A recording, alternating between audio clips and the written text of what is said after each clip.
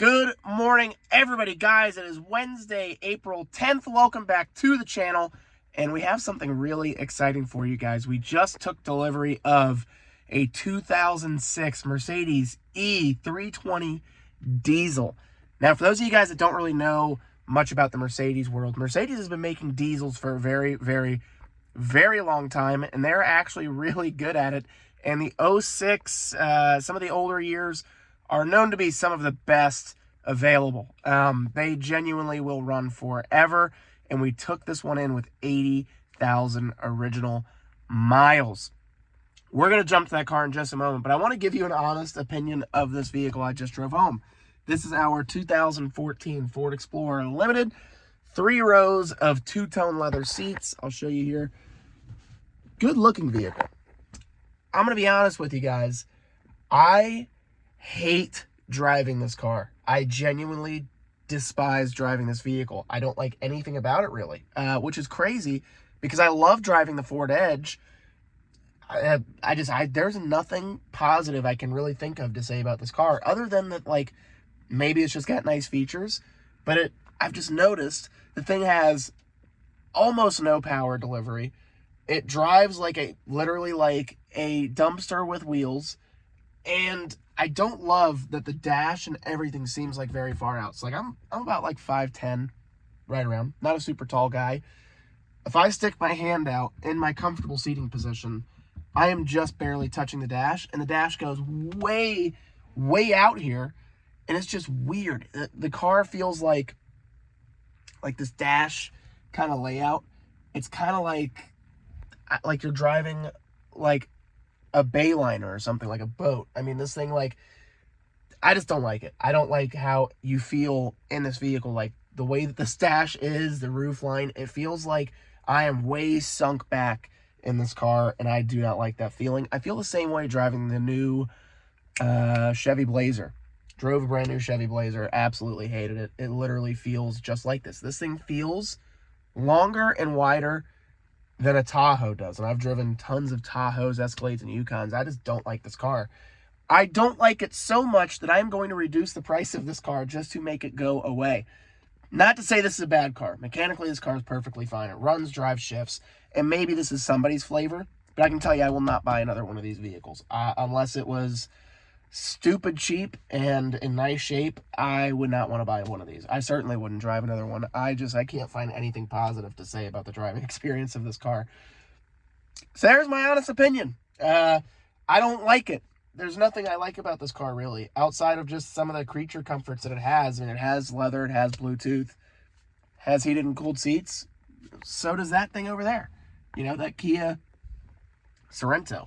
I don't want to drive this Sorento just because it's clean and I don't want to dirty it up. So I'm going to live with this car today and maybe through Friday, and then we're buying a replacement. I'm going to go back and look in the comments section to see what you guys suggested. I'm going to write them down, and I'm going to say yay or nay. So stay tuned, guys. We have a lot of good content coming your way, and I'm going to give you a complete overview of this super cool, very rare unicorn E320 diesel Mercedes. So stay tuned.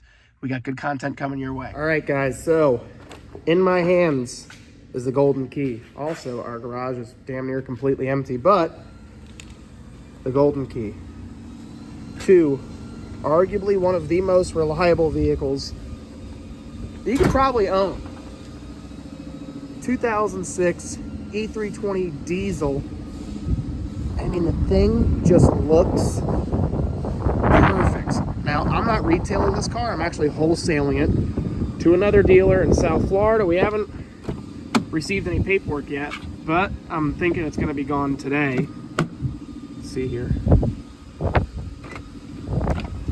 Guys, this is ultimate luxury in 2006. Has Harman Kardon radio, navigation, the old school shift knob, and then obviously we have our electronic key fob, 80,000 original miles. I mean, this thing, like, if you guys hear the door thud even, they just do not make cars like this anymore, guys. So I'll say this, where you have a tele-aid malfunction, So this program, which is your SOS button here, is not even in service anymore. So if you were to hit that button, there's no communication between Mercedes and this vehicle. I mean, this thing is just perfect. The leather on these seats is beautiful, pliable. It's very soft. And I mean, this car just feels very commanding. I mean, it just sits perfect. I am of the opinion that they just do not make vehicles this nice anymore. I mean, don't get me wrong, is it dated? Sure. But I mean, even down to like just the shift knob, everything about this car just feels right. It's just perfect. And I mean, when you look around it, the car, I'm gonna roll this down just that way we don't accidentally lock keys in it. Whew, that thud. Big, gigantic trunk. Huge. Now, if I'm not mistaken, I could be wrong here, I think that's right. Oh, this is a pre-emissions diesel, guys. So no DEF fluid. As far as I'm aware, correct me in the comments if I'm wrong, but no DEF. And I mean, even down to the tires. Tires are even brand new. I mean, they genuinely, guys, like, if you were looking for a car that just will last forever, don't buy that, don't buy that, don't buy that. You buy that right there. Pre-emissions Mercedes diesel. Sure, the thing sounds a little funky. These old diesels don't sound all that nice, but I mean, you're not going to find a vehicle that runs and drives like this with this level of comfort for $7-8 grand anywhere. I mean, honestly, that Kia is $8,900, and this is 10 times the car that Kia will ever be. It's just a fact of life, but it's not everybody's flavor. You know, not everybody is cool with driving an old Mercedes, but I mean, even the back seats. Let's get in the back seat and see how it feels. This is a comfortable car. I mean, like I said before, I'm about 5'11". The front seat is almost completely back, and I have some room. I wouldn't say it's an amazing amount, but I have plenty of room. I'm comfortable. Got a nice quality armrest. Cup holders still work. Not broken. I mean, guys, for the money, this is nuts. Now, pretty much what happened is a buddy of mine posted this car on Facebook, just on his regular page, and said, I'm looking to get some money out of this. Any of my friends want it before it hits Facebook Marketplace. Now, I happen to know that this particular buddy does not want to deal with people in his driveway. So I called him and I said, look, let me just sell this to a wholesaler, because a customer on the street, unfortunately, it's going to take a long time to get the customer that really can appreciate what this vehicle is. So I really do think it's better for us to find a dealer that specializes in this type of cool stuff and sell it to them instead, because that's where you're going to get the real money out of it. So we went back and forth, and we're selling this car for $8,000 to another dealer in South Florida. I want to say he's in like Pompano Beach, something like that, but man, this car is just so cozy. And like even back here, we have a little, oh my God, we have an ashtray. Amazing. I mean, this car is just nice. We have rear AC that works. Oh, guys, if you had one of these cars in 2006, you were a very sensible individual. You weren't flashy, very sensible, and I'll tell you now, the car is just perfect. I can't believe how nice this car is. What a shame. They don't make vehicles like this anymore. They certainly don't make a Mercedes diesel that has no DEF fluid, diesel exhaust fluid, DEF. Not that emissions are bad, okay? So if you're from the EPA, please don't hunt me down and find me and try to sue me, but pre-emissions diesels are just something special. That noise. It's just something about no emissions, nothing regulating this motor, dragging it down. Like our diesel ML350, that was an excellent vehicle, but the entire emission system had been replaced. So it really wasn't that big of a deal.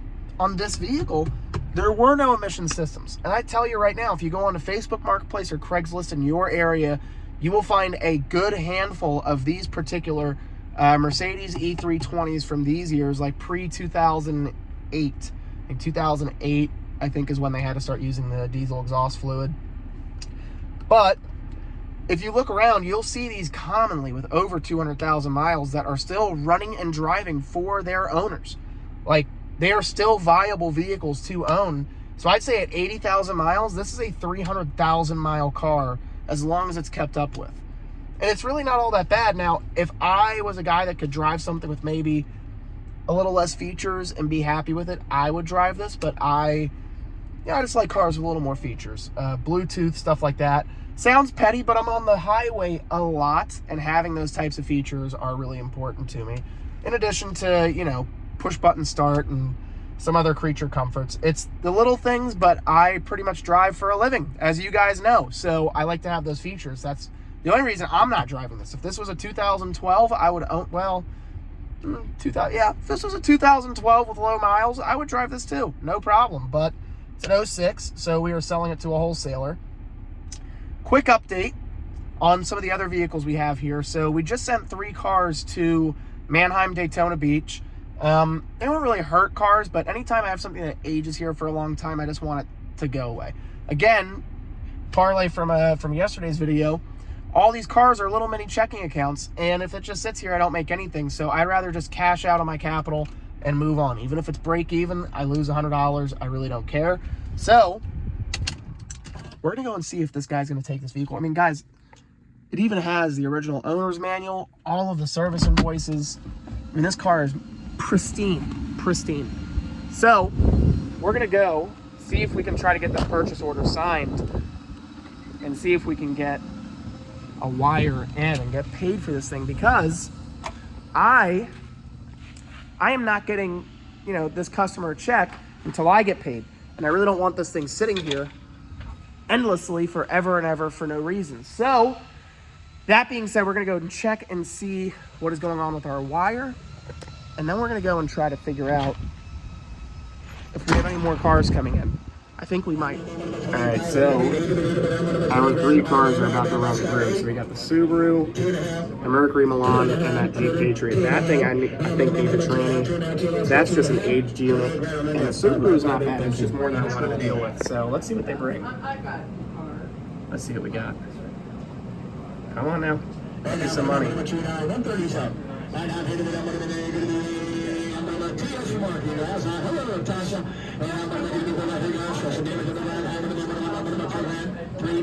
Come on. Come on, hit it. Come on now.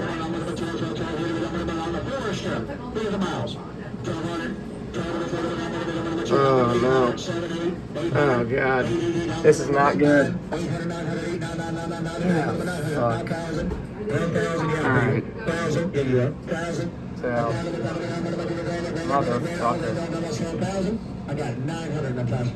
No sale, that motherfucker. Son of a bitch. Alright. Milan's up next.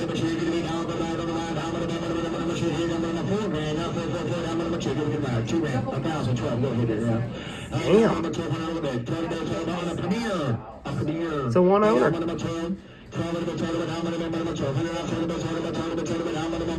Son of a bitch. Oh, that sucks. On a fucking $5,000 car. Cheap fucks. Alright, that at least has a big book. Alright, we got a couple of people looking at it. They're leaning in, checking the AC. So what do you do?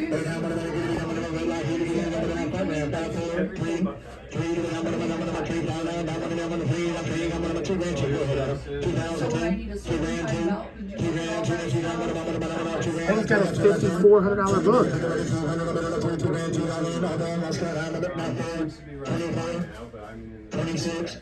Come on. 26, 27, 28, 29. Go. Come on. Like I said, Now 2. Go. Run it. One of these dudes over here. Man. Guys, that is not what we were hoping for at all, right? I think reasonably the Jeep should have brought $4,000, like $1,600 less than wholesale. And I had $2,200 as the floors on those other two cars. So like what I'm willing to take without calling me, just $2,200 is to sell it today price. I think we just had late run numbers and just, you know, no big deal. I'm not selling any of those cars at those prices. I mean, the people that offered me $800-900 for a running driving car with air conditioning, it's $2,200. That is the cheapest I will sell a car for. I don't care if what it looks like. If it has air conditioning and it runs and drives, $2,200. I don't care what the condition is. And that's just it. So they're going to call me and say, hey, we got these terrible fucking offers. What do you want to do? And I'm going to hit them back at that. Like, I think that my ask was fair. We weren't that far away, so, well, we were pretty far away in all reality, but no big deal. No big deal. We'll try again. We do not have anybody scheduled at this very moment, so I think that is a wrap. But I wanted to talk to you guys real quick about my daily. So I saw some of the comments. Somebody had commented, get a Cayenne. Those are great cars, a Cat Eye Chevy. I've had a couple of those. Awesome vehicles. Used to drive those all the time back when I first started doing this. Ryan mentioned an LX 470. Or no, 470, 570. 470. The first LX that I had was like a 99 or a 98. It was a trade-in. Some guy came in, and first he says, hey, I have this Ram that I want to trade in. Do you want to take it on trade for this Chevy Volt that I had? It was a fine car, but it just wasn't me at all. And I never vowed, like, I'll never buy another one of these. So, super cool guy. I said, hey, you know, this Ram. I'm like, look, we're just never going to make a deal happen on this Ram. Sorry. A couple days goes by. Hey, man, I've got this Lexus LX that I could trade into you. I'm like, oh, an LS or LX? He goes, no, like LX, like the big SUV. I'm like, ooh, shit. I have not had one of those before, and I really want one. I took that truck on trade. I think I actually gave him a check. Yeah, I think I paid him, like actually wrote him a check for the difference because his truck was worth more than the Chevy Volt. And I drove that truck for like 4 or 5 months. It was the best, hands down, the best vehicle I ever had. We actually, when we got flooded here in Port Orange, I drove that thing through like 4.5 feet of flood water. And it was, if not 5 feet of flood water, and the truck like never skipped a beat, didn't leak. Nothing. Literally went through 5 feet of flood water with ice cold air and radio. It was the craziest thing. So I think for next, I'm kind of like torn. I really want a Focus ST again, Jeep Grand Cherokee. I like the Mopar products. I could go for a Chrysler 300. I just want something that gets a little bit better gas mileage and is not as big as the GL. The GL was great and it was an awesome road truck. But the thing was consuming gas like it was oxygen, and I just don't like that. The Focus ST that I had was great, got good gas mileage, it was fun, peppy, got excellent gas mileage, and was a blast to drive, and it was a decent road car. So tonight, I'm going to look at the list for AutoNation Auto Auction in Longwood, and I'm going to see kind of what's out there. I did see they had an S-Class out there, but I feel like I'm going backwards if I decide, like, hey, I want something that gets better gas mileage, and then I buy an S-Class. Like, that's stupid. So leave a comment down below if you think you would drive any of those vehicles. I would happily take another LX. I would happily take a Cayenne, but the Cayenne's kind of like out of my wheelhouse. I don't really know anything about them, so I might stay away from the Cayenne. Cat Eye is nice, but it's just a little too old for what I like. So yeah, I think I'm kind of floating like ST Focus, maybe like a GS 350, something in that range. So with that being said, we're going to wrap up today's video. David! David's nowhere to be found. Any words of wisdom for you two before we sign out for today? He's got no words of wisdom. Thanks, Dave. No words of wisdom from that fucking guy. But in the meantime, guys, be well, stay safe, take care of yourselves, and in tomorrow's video, I think we're going to pick our daily. So if you have more ideas or something you think I should drive, mind you, rules of this game. I drive stuff 10,000 and less, and I really like to avoid cars that ordinarily would be super problematic for my future customers. So with that in mind, leave a comment down below. What should I drive? And if you haven't already, hit that like button, smash that subscribe button, and ring the notification bell so that way you get all of our content that we upload daily. Guys, every day I work, I post, and I usually work 6 to 7 days a week. So that being said, I love you all. I'll talk to you soon. Ciao.